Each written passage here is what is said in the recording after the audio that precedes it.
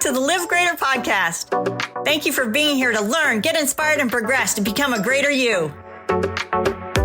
Welcome back to the LivGreater Podcast. I hope you're having a wonderful summer and you're finishing off your summer in a great way. Today, I want to talk about something a little different than summer. It's about stuff. Yes, the physical stuff all around us, especially in our homes, and the importance of decluttering. Over the summer, you've probably spent a lot of time outside in nature with family and friends enjoying the summer, right? And then now with the seasons changing, kids going back to school, you're probably around in your home more, and so you're around your stuff more. Some of it may not feel like clutter, and you may not consciously think about it, all the stuff around you, but it is affecting you mentally, emotionally, and physically. Your subconscious is aware of it. Let's start by talking about why clutter happens. Over time, we accumulate things, memories, keepsakes, clothes that no longer fit, and sometimes we hold on to them because they represent a time in our lives, or a person we were, or a dream we had. Holding on to these things weighs us down. Every time we see that item that no longer serves us is a tiny mental drain. It's a constant reminder of unfinished business, unmet goals, or just a general sense of overwhelm because you have so much stuff. When your space is cluttered, it's hard to find a peace of mind. Decluttering can have a profound impact on your mind, your soul, and just your overall being. Christina Scalise said, "A cluttered mind will never lead to a clear path." So when we talk about clutter, when we think about all this stuff, a lot of times we might think of piles on the desk, of papers on the desk, or clothes in our closet that we never wear, or just maybe different seasonal stuff or whatever, and all the knickknacks around the house gathering dust. But clutter is more than just a physical presence. It is that emotional and mental burden that we carry around with us every day, even without realizing it. So think about your day-to-day life. How many times have you walked into a room and felt instantly overwhelmed by the sight of disorganization? Maybe it's that one drawer that you've been avoiding to open because it's filled up with so much stuff and you just don't want to deal with it. Each of these small instances adds up, creating a background noise in your mind that constantly reminds you of things you haven't done or decisions you haven't made and goals you haven't achieved. So the mental weight of clutter isn't just about the physical space it occupies, it also is about the space it takes up in our mind. Many years ago, I was feeling weighed down with material things, like just it continually was bothering me with stuff being so around me, and I just wanted to burn it all down. But I knew at the same time, I didn't want to burn it down because I used it. I used a lot of it, but it still just weighed me down. This was several years later that in 2012, we got rid of most everything because we went on a trip full time with our kids, living in a motorhome, and we sold off most everything. It was crazy. So we were in a 3,500 square foot home, moving into a 350 square foot home on wheels, which motorhome. And it was amazing how much stuff we had to get rid of. And when we did, it felt so freeing. And it was great to live with less, especially when we were traveling beyond the road. We cherished experiences more than things. And then a year later, we were settling in Texas after traveling for a year. And the places that we were looking at to get felt really empty and big. Like I had thoughts of how are we going to fill this place, with furniture or whatever. And I think part of that feeling came because those homes that we were looking at weren't the right ones. The one we ended up buying was a 1,250 square foot home, and it felt right. But I still was like, we don't have any furniture, but going from the 350 square foot motorhome to that house felt like a lot of space, especially without the furniture. So, our surroundings are a reflection of what's going inside of us. And at that point, we had been living free, right? With traveling and not having a lot of physical stuff. And then coming into that home and still having not a lot of stuff, it was feeling good. And there is a connection between physical and mental clutter.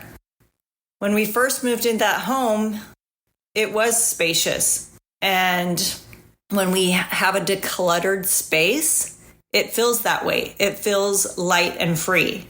But when our homes are cluttered, it often mirrors the clutter in our minds, which also affects our emotions and our physical energy. The constant visual noise of too many things can make it hard to focus, to relax, or even to feel at home in your own space.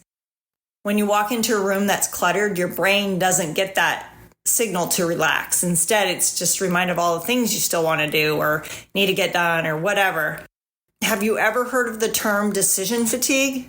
Every day we have countless decisions to make, from little decisions like what are you going to eat for breakfast to big decisions such as, a project you're working on at home or at work or wherever, or a decision to make with kids. When your environment is cluttered, it adds to this fatigue. Every time you look around, you're faced with decisions about what to keep, what to throw away, what to organize, what to do, what to ignore, This is kind of leading to this overwhelm where you end up doing nothing because you feel like it's too big and too much. But when we start to declutter, something magical happens. We begin to see more clearly, not just in our physical space, but our minds too. It's like a fog lifts and suddenly we have room to think, to breathe, to create, because we are creators.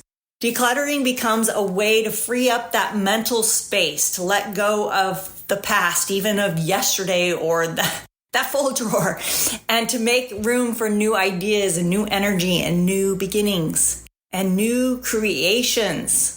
So, how do we begin with this journey of decluttering the mind? Start small. Pick one area. Maybe it's your closet, maybe it's your kitchen, or even that drawer.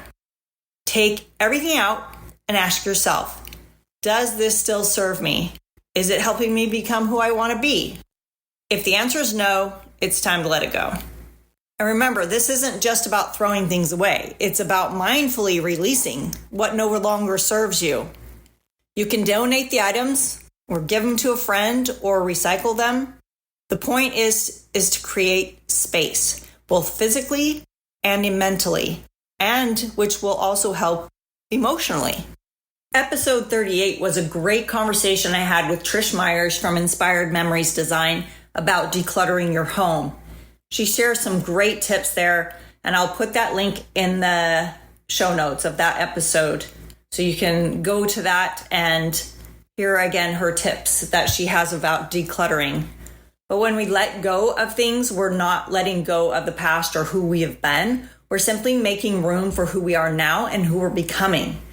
This process of decluttering, it can be emotional, but acknowledge the past, honor it, and then release it and let it go.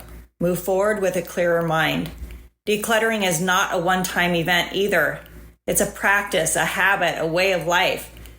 So after we moved into that home, the 1,250 square foot home, we filled that house up quickly with furniture and stuff. I mean, not instantly, but little by little. And then when we moved last year, it had been 10 years, 11 years, 10 years, something like that we had been in that house. And then we moved, and it was a good check on the stuff we had accumulated and what we needed or didn't need in our life. And you don't have to wait for a move. This is, like I said, it's a continual thing to just revisit all the time. So this is a reminder for you and me to be mindful and intentional about what physical things you have in your life. Are they serving you still, or is it time to part ways? As we move through the different stages of our lives, our needs and our desires change, and so do our spaces, like our move. Make it a regular practice to evaluate what you have and what you need. Let your space evolve with you, supporting you in your journey rather than holding you back. We're building out a shop that we're living in. We're almost done. Yay. But then we're going to live in it while we're building a house. And I'm trying to be very mindful of the stuff we bring into the space in the shop and just keep it free of stuff. And it is freeing. It's very mentally freeing just to walk into my bedroom and then there's the bed and my desk and I'm gonna have a chair and a plant and that's about it, and the bookshelf, and it's just nice. I encourage you to take the first step towards decluttering, not just your space, but it will declutter your mind and your heart and your whole life. And just take that step to free yourself from the weight of things that no longer serve you and open yourself up for the possibilities that come with a clear mind and an open heart. Remember, this isn't just about getting rid of things. It's about creating the life that feels aligned and peaceful and full of possibility. It allows you to just create. Thank you for joining me today on the LivGreater Podcast. If you found this episode helpful, please share it with a friend who might need a little nudge to start their own decluttering journey, right? Until next time, take care of yourself and your spaces and make it a great day. That was so great. What is one takeaway that you have from this episode? You can DM me on Instagram at LivGreater. That's LivGreater. And also check out the LivGreater shop for great shirts, hoodies, and crews and other great stuff at livgreater.com. Thanks for listening. Don't forget to leave a rate and review to help the podcast reach others so that they can listen and grow too. Make it a great day.